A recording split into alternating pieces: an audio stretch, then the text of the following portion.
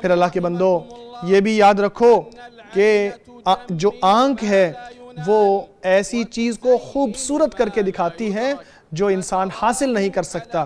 جو چیز انسان نہیں حاصل کر سکتا اس کو بہت خوبصورت بنا کے دیکھتا ہے. جب انسان اس تک پہنچ جاتا ہے تو پھر اس کو معلوم ہوتا ہے کہ اس کے اندر اتنا حسن نہیں ہے جتنا دور سے نظر آتا تھا. اس لیے انسان اگر اپنی آنکھ کو محفوظ کر لے تو وہ مختلف قسم کی برائیوں سے بچ جاتا ہے جو اس کے بعد اس کو نظر آتی ہیں یا اس کو جھیلنا پڑتی ہیں. آج کے دور میں یہ نظر ایسی چیز ہے کہ جو بہت زیادہ کہہ لیجئے کہ بہت زیادہ پھیل گئی ہے. یہ بیماری آنکھوں کے حوالے سے بد نظری کی بیماری بہت زیادہ پھیل گئی ہے. انسانوں کی عقلوں میں، انسانوں کی گھروں میں بغیر کسی اجازت کے پہنچ چکی ہے. یہ الیکٹرانک جو ہمارے ڈیوائسز ہیں ان کے ذریعے بہت ساری چیزیں ہمارے گھروں میں اس طرح پہنچ گئی ہیں.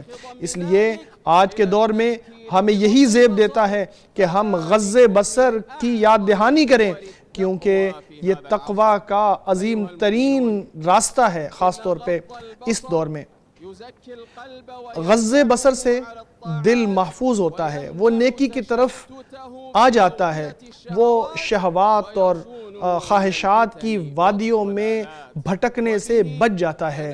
اسی کے ذریعے انسان اپنے جسم کی راحت بھی حاصل کرتا ہے، اپنے روح کو سکون بھی دیتا ہے، ایمان کو سکون بھی دیتا ہے، اور اطاعت کی لذت بھی اسے حاصل ہوتی ہے.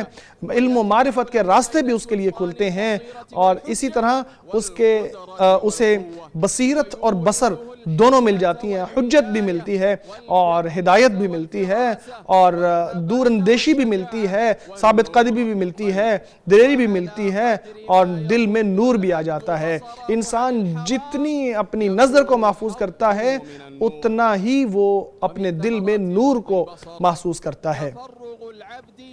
اسی لیے ہمیں چاہیے کہ اپنی نظر کو اپنے دین کے جائز کاموں کو دیکھنے کے لیے استعمال کریں، کیونکہ بری نظر سے انسان کا جسم بھی خراب ہوتا ہے، تھکتا ہے، اور اس کے معاملات بھی بکھر جاتے ہیں. کیونکہ سمجھدار شخص جو ہے وہ ہوتا ہے جو انجام کی طرف اپنی نظر رکھتا ہے اور جانتا ہے کہ یہ جو نظر ہے اس کی لذت چند لمحوں کی ہوتی ہے اور اس کی حسرت اور ندامت اس کی وجہ سے بہت بڑی ہوتی ہے. اللہ کا فرمان بھی ہے اپنی آنکھوں کو ان چیزوں کی طرف نہ پھیلاؤ یا نہ بڑھاؤ کہ جو ہم نے لوگوں کو دے رکھی ہیں دنیا کی زیب و زینت میں سے، تاکہ انہیں آزمائیں، کیونکہ تمہارے رب کا رزق زیادہ بہتر اور باقی رہنے والا ہے.